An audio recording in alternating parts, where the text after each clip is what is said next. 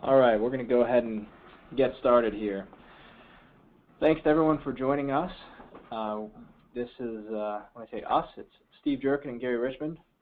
I am Steve Jerkin. I'm the Director of Interactive Solutions for Marquette Group, which means I'm in charge of the fulfillment of our client campaigns as well as the development of new products and solutions for our clients.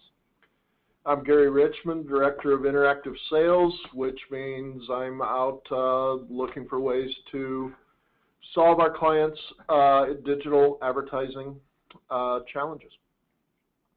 So the webinar here today is to recap some of the learnings that we had at two conferences that we went to this past week and the week prior. The first one was SMX West, which is a conference focused primarily on search marketing tactics, and the second one will be going over the BIA Kelsey Leading in Local National Impact Conference, which was held in Boston. So for Marquette Group, we're a digital marketing agency, a directional marketing agency based out of Peoria, Illinois. We focus specifically on national brands that have a multi-location presence, helping them connect with the individual locations' local customers. We've been around for about 50 years, so very stable, and we have about 100 or so clients, and primarily focus on strategic consulting as well as making sure that we have the right solutions in place when it comes to traditional and digital marketing. The tools that we use to do this really are, as you see on the screen here, local, social, mobile search. We have nearly all of our clients are participating in one form of these products here, but a lot of the conversation today is going to be focused around local, search, and mobile, and we'll get into a little bit more detail as we go on. But in the interest of time and to make sure that we have enough time left over to go into any questions that are available as well as get through all the different slides that we have, we're going to hop right in. So as I said before, the first section is going to be really recapping the SMX West conference. That was in San Jose, California. I'm going to go into three sort of high-level topics: best practices or new things that were being discussed, how enterprise companies, very, very large-scale companies are best managing SEM and SEO, so similar best practices, tactics, and challenges. And then we're going to wrap up with the Facebook graph search and some of the impacts of the new rollout of graph search and some information that we got directly from Facebook while we were there. And then Gary is going to go into the section on the Leading in Local National Impact Conference, specifically looking at trends, statistics, information about local digital advertising, look at some of the challenges that exist today that a bunch of startups and brands alike are trying to overcome, and then wrap up with looking at how mobile is influencing local, and then new companies, new opportunities, new media channels for local specifically. So the general premise that we'll be going through here is really just presenting some of the interesting information that we received at these conferences. We'll add sort of our flavor, our interpretation of what went on, but this is mostly an information sharing session, so if anybody has any questions, please feel free to send them over, and you can use the webinar control panel, or we'll have time at the end certainly to review all those questions as well as answer any additional questions that come up. So the first section we'll go into here is really looking at the SEM and SEO best practices.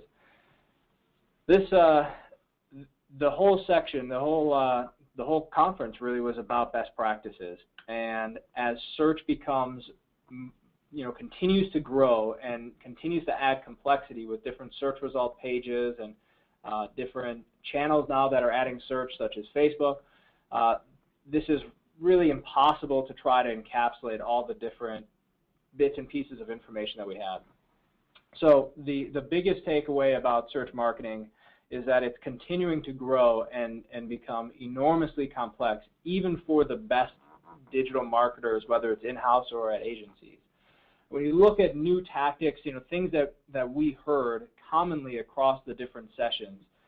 This was a three-day conference, and there was about 50 or 60 different sessions that were available to take. But the things that we heard were seen on the screen here. Using negative keywords is very, very important. As you get bigger complexity, as you get a bigger volume of keywords and ads that you're placing, you're going to run into placing ads for the wrong queries based on match type.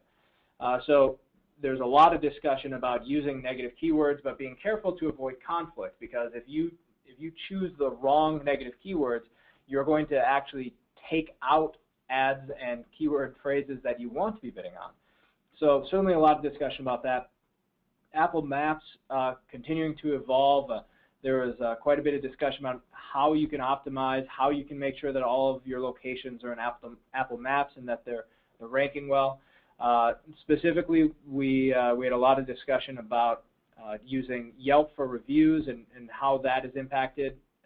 Really, the simple answer is that Yelp is displaying the 3 most recent reviews, and it's important for any multi-location business to understand what photos and what reviews are being displayed for their listings in Apple Maps, because if you had a recent bad review or a recent bad photo, that can be the only thing that's showing up for your listing in Apple Maps.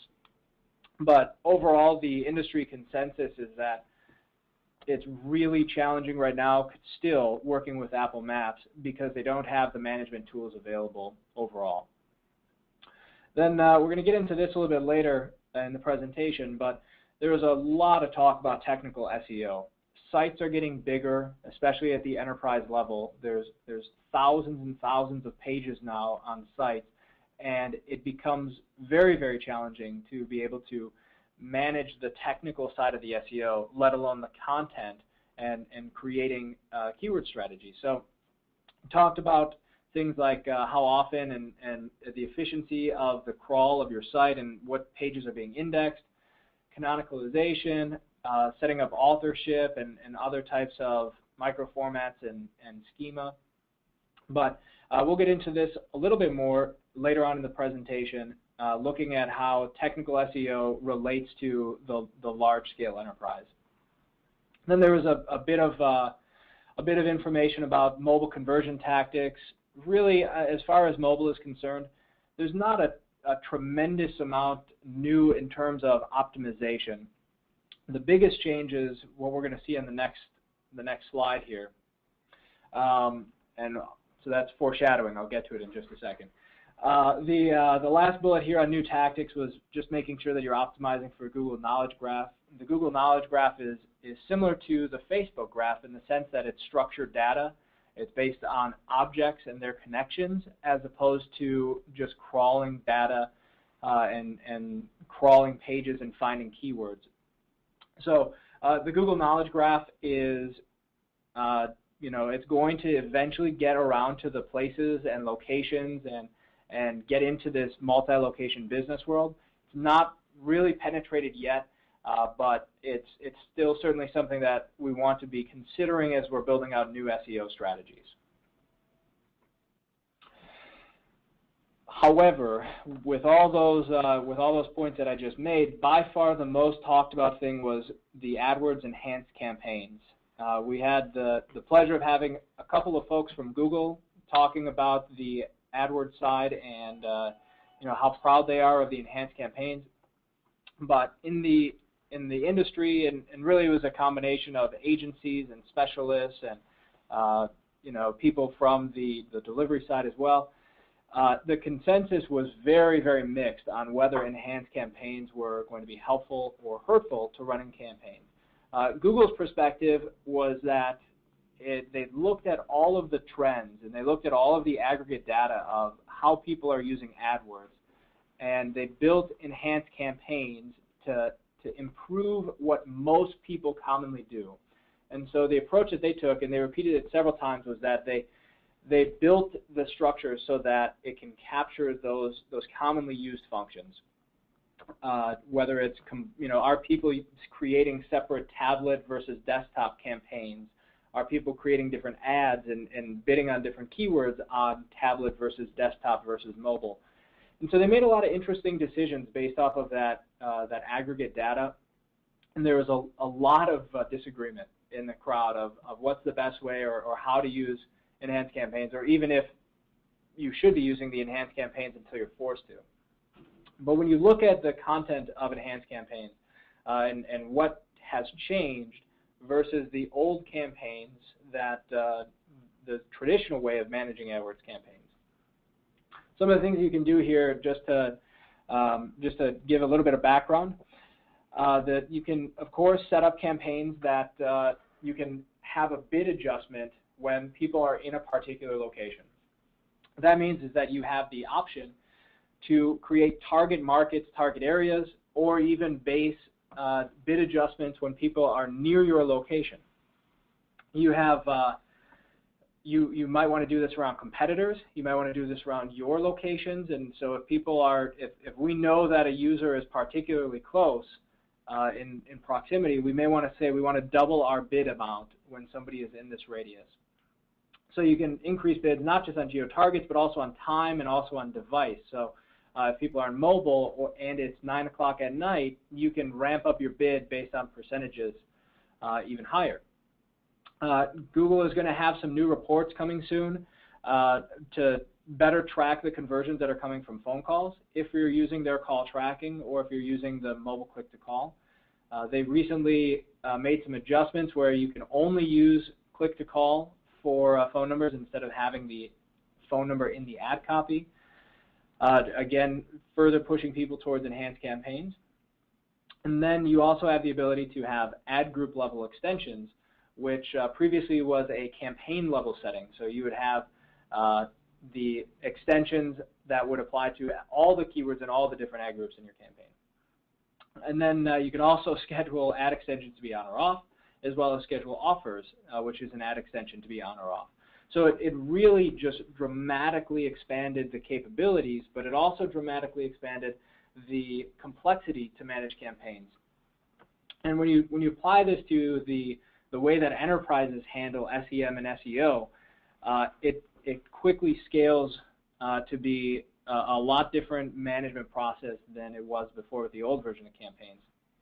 So the conversations that we were part of in the sessions that we were in, and how they relate to enterprise, really focus around making sure that you have the right keyword strategy, using things like the search query report, using site search, using competitive research to make sure that you have the right keywords that you're targeting.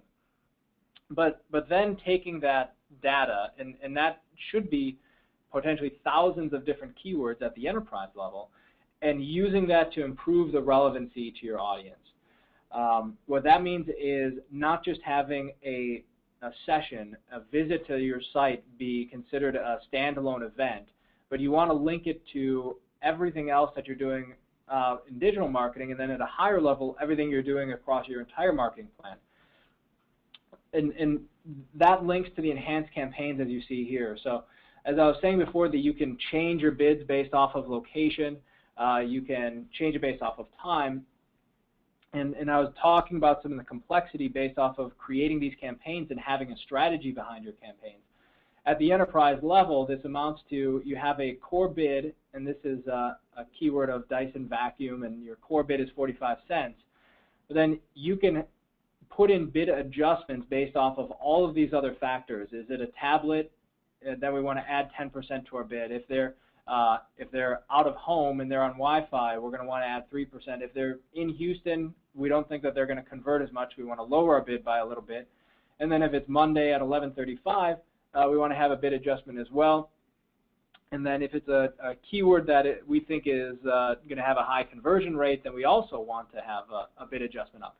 So these are all the types of things you have to think about, and not only on just a campaign level or nationally, but you also have to look at it at an individual DMA level, because that's your bid adjustment for Houston, but that might be different even in certain parts of Houston. So the bid adjustments and the way that you use enhanced campaigns to change the bidding strategy that you have in place just got enormously more complex. It requires essentially that all campaigns are having a desktop and a mobile component, but it also combines tablets and desktops. That is a very interesting decision that Google made, to have the tablet to be considered the same device and the same experience as desktops. And there's a lot of discussion, a lot of challenge in the industry towards Google of why would we not be able to allow a different campaign to be running on a tablet as opposed to running on a desktop.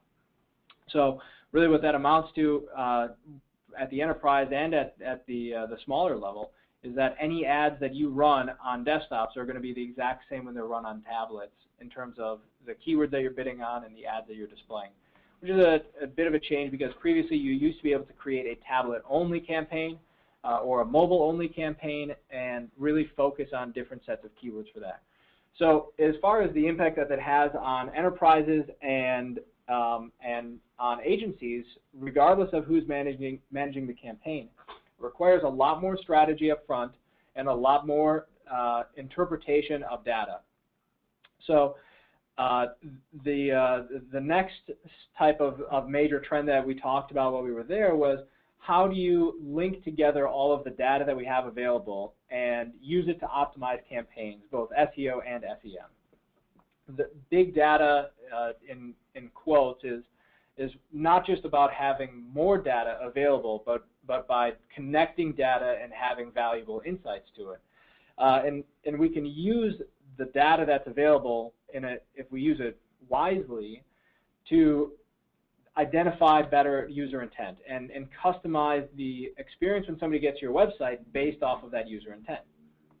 So, essentially what it comes down to is your campaigns and your user experience on your site can and should change based off of the items that we know that are on this screen. So by using analytics and by using business intelligence software, we can have better insight into what did this individual do when they were here during their last visit. Did they look at products? Did they look at certain pages? How can we customize that experience based off of what we know about that user? Did they look at certain, if it's a product, did they look at certain colors? Did they look at certain locations? Can we set that as their default location? And then, do we know where they are in terms of location? Do we know that other competitors are advertising on these same keywords? What it all amounts to is making sure that we're using the data to reduce the friction in that experience, whether it's searching for the same product again or searching for the same location again, and increasing the likelihood that they're going to convert by making it easier for them.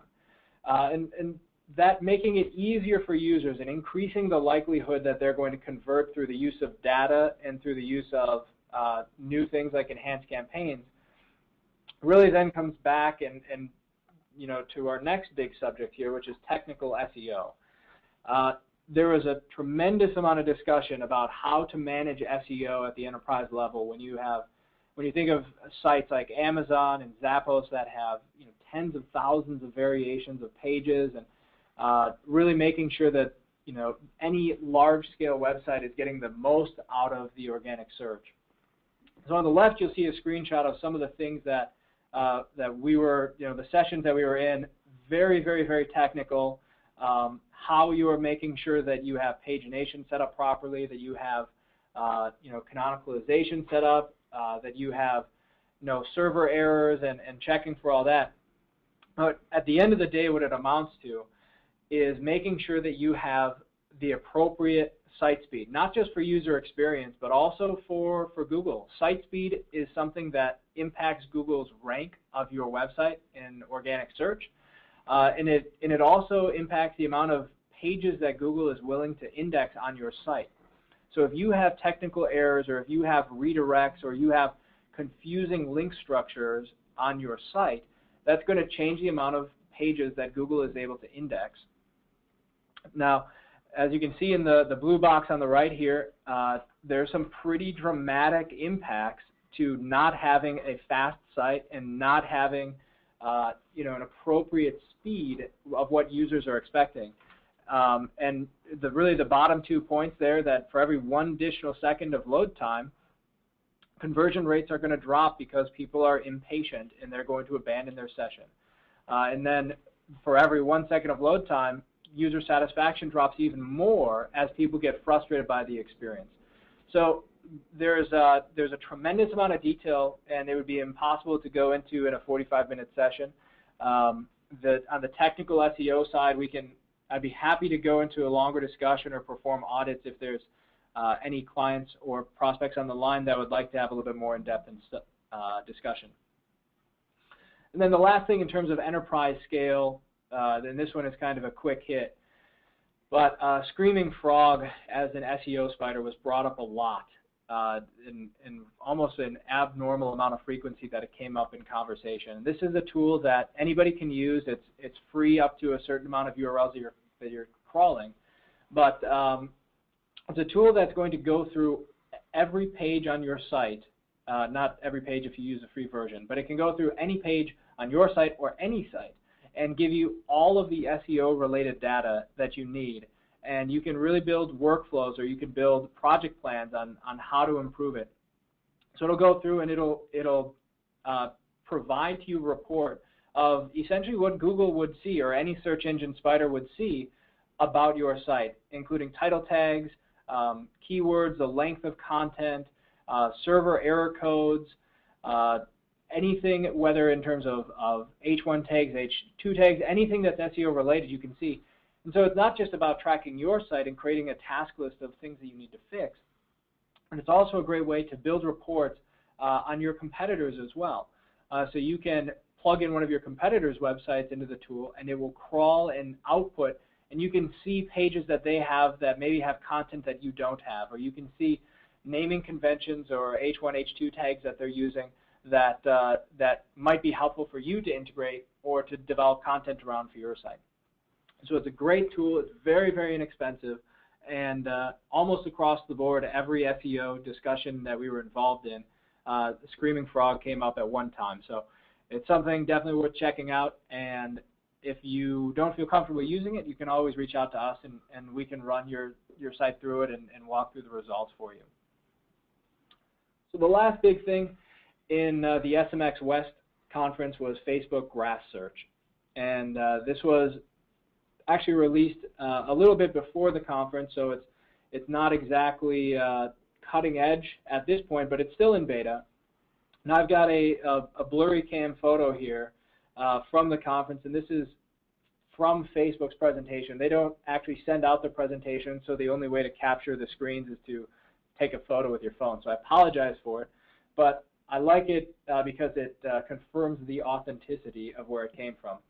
But overall, Facebook doesn't have a great plan currently of how graph search relates to business, and they definitely don't have a great plan for how it relates to multi-location businesses, or people with a lot of physical presences around the country. And the reason I say that is because they actually said that straight out, that at this point the search team for Facebook hasn't had really any conversations with any businesses about what their needs or wants would be, or how best to manage it. So it's something that they're building as really just a discovery tool right now, but they do not have any short-term plans on how they're going to involve businesses and how to manage it, or how to best approach it, which I know for our clients and a lot of prospects that we talk to, it's sort of a thorn of how we manage that. So you can see here from Facebook directly, they say that one of the benefits to business is there's new ways to be discovered through the graph search functionality. That amounts to people finding you based off of your location, but also based off of content, like categories, photos, videos, people who are connected to your location, and people's interests. Now, this is a dramatic change for search on Facebook. Previously, and what a lot of users still have available, is just the little box on the top of the screen, and you can use it to find something specific, but it's very, very difficult to discover or find new locations by using search on Facebook.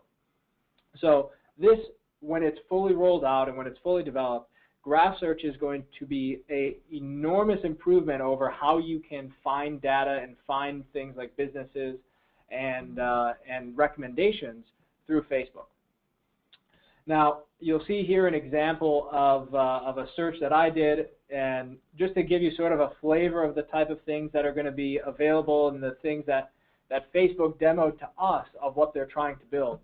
In this one, the search at the top that says movies that people that work at Marquette Group like, not particularly useful, but it gives you an idea of the type of information that's available. Then you have a little bit more relevant search here on the next slide of restaurants in Peoria, Illinois that people that work at Marquette Group like. And you can see that we've got all local restaurants here, and I'm happy to say that One World Cafe at the top of the list is my favorite restaurant. So I would say that they got this right. But just based off of information, the structured information that Facebook has set up, we can see that the discovery engine becomes very, very, very important. And there's a lot of people, there's hundreds of millions of people that use Facebook as their home base for the internet. And as the graph search becomes more widespread, and as it becomes the standard on Facebook, they're going to be using it to find local businesses and find recommendations on plumbers and lawyers and restaurants and everything along those lines. So it's really something that we need to pay attention to. We've got some direct connections to Facebook, and we're staying plugged in and making sure that we're up to date on whatever the latest and greatest tools are available for businesses. But if there's anybody on the call who would like to go into a little bit more depth or would like to have some test searches run, we can do that all for you here.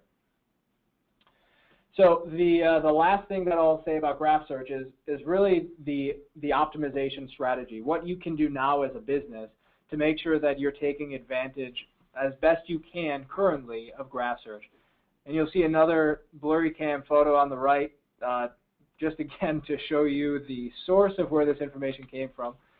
So this is directly from Facebook, and they say that the search results that they display in graph search are based specifically on the connections, obviously, of the person that's searching. But it's not just the number of connections, it's looking at the strength of those relationships. So they're actually, when they deliver search results for a graph search, they're looking at how much do these two people interact, and I'm going to weight that connection, the strength of that connection, to determine whether or not this movie or book or restaurant or business to determine where that should be ranked in the search results page.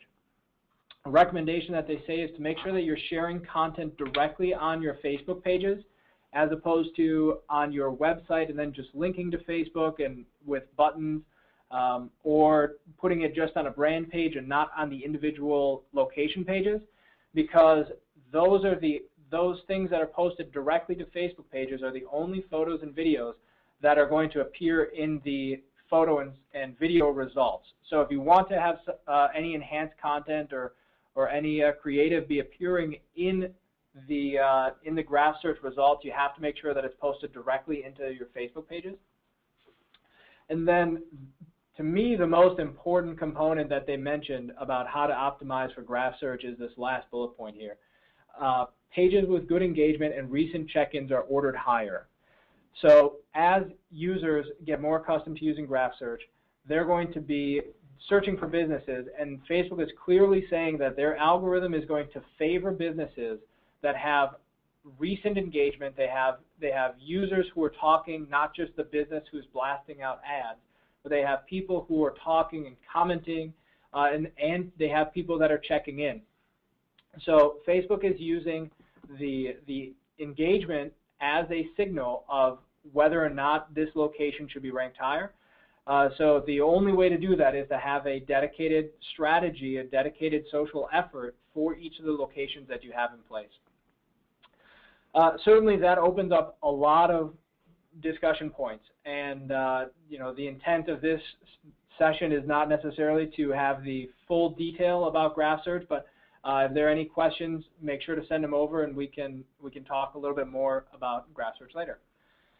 So that wraps up the SMX West session, and I'm going to turn it over to Gary here for the Leading in Local conference recap. All right, very good. Thanks, Steve.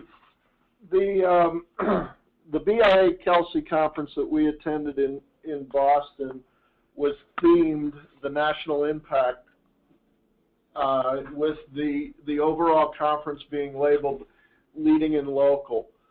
So most of the slides that you'll see here, most of the content that you'll see has that overtone to it of how national brands and national organizations are impacting the local marketplace.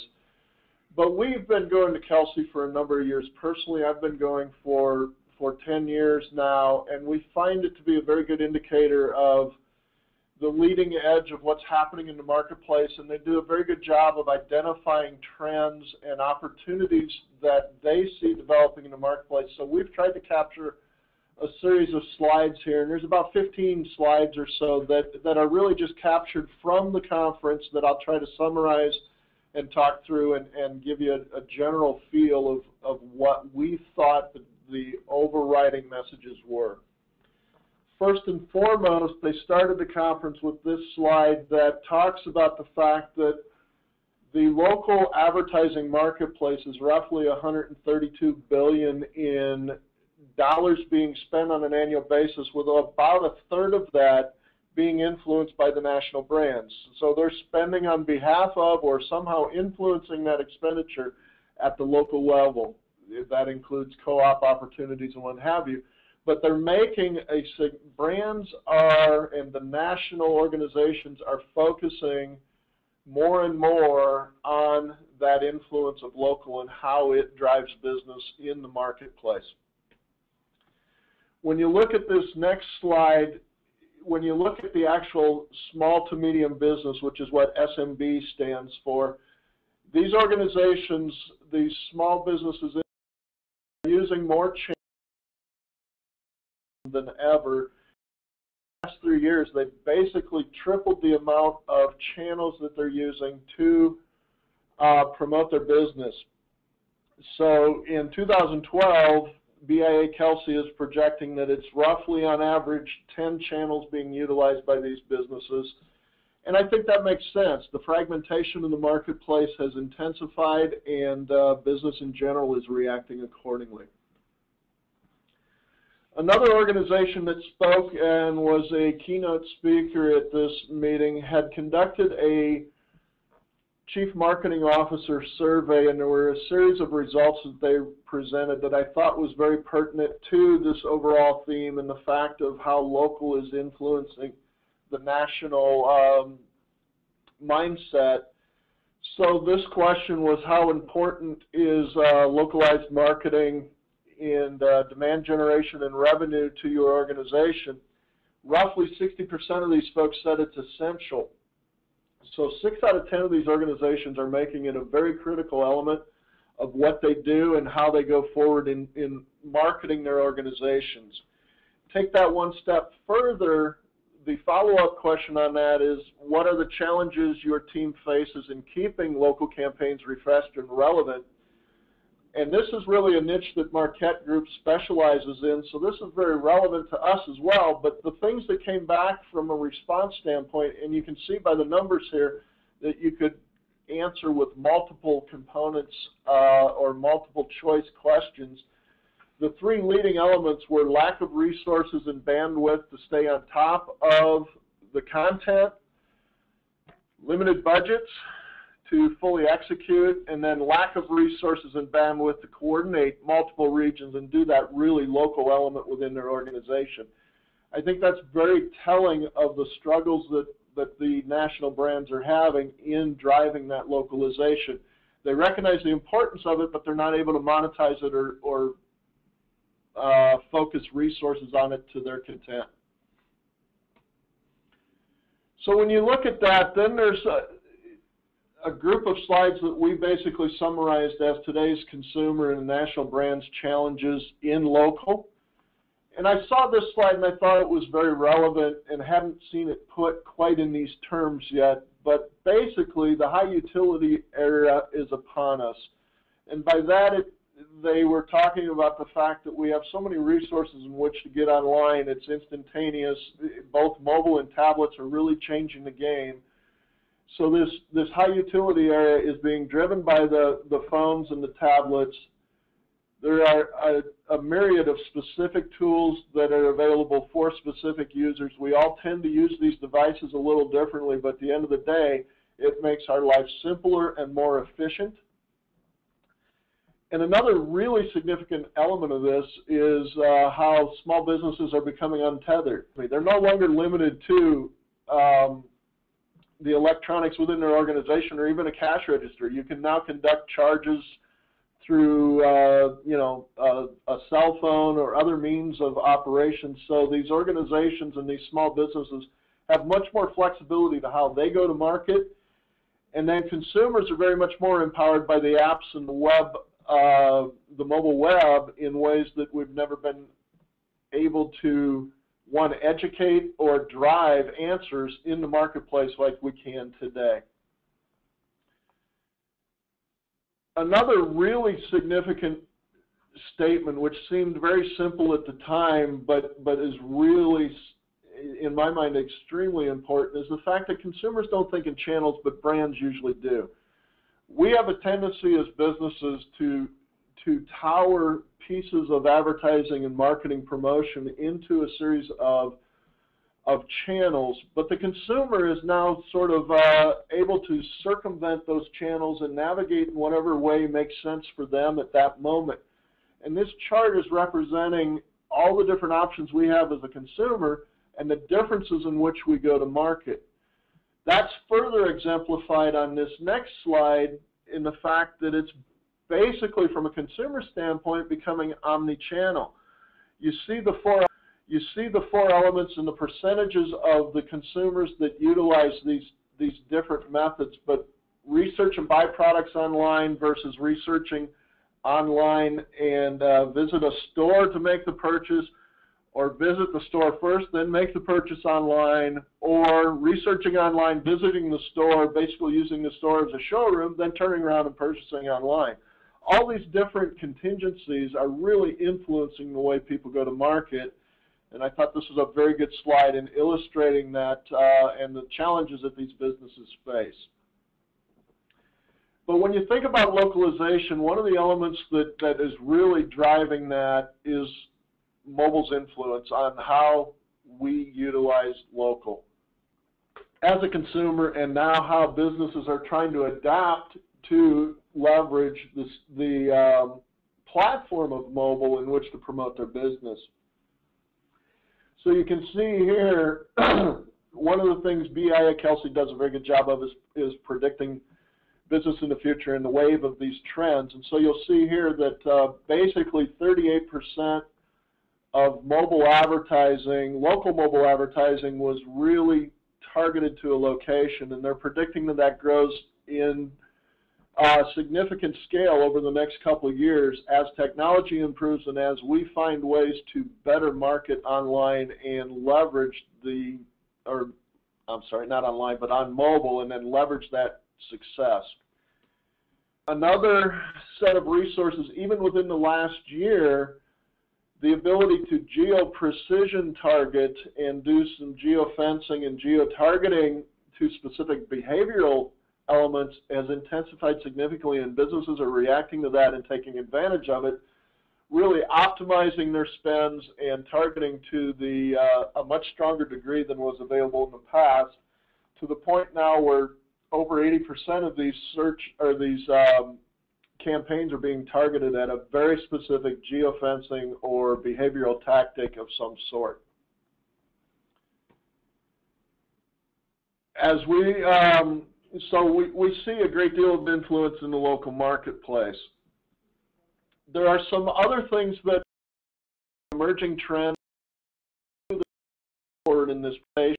That includes, one, the element of social native advertising that is starting to happen. That's a new term that I hadn't heard a lot talked about, but you'll see the forecast here that it's going to become a much more significant factor in overall social advertising, and as see it compared against social display.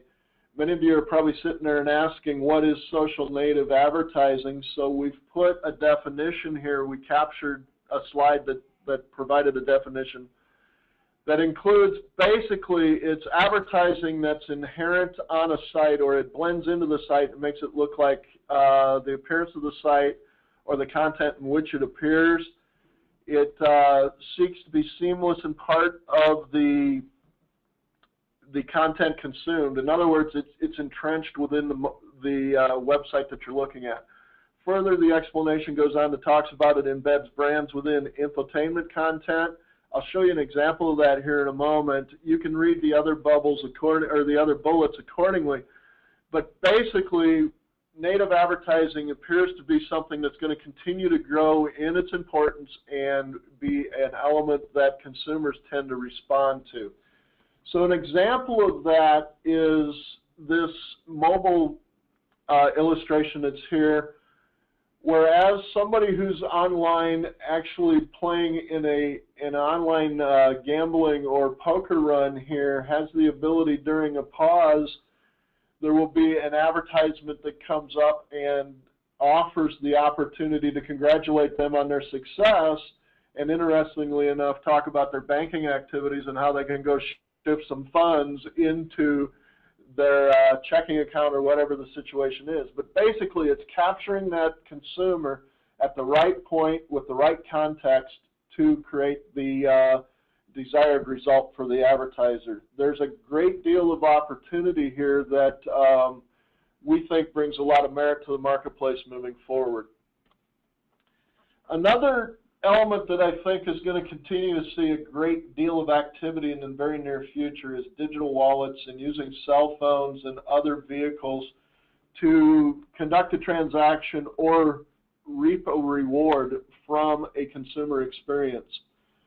And this illustration just talks about the connectivity between the merchant and that consumer in the digital wallet, and the ultimate really hyper-local targeting that you can do and the geofencing you can do with mobile products.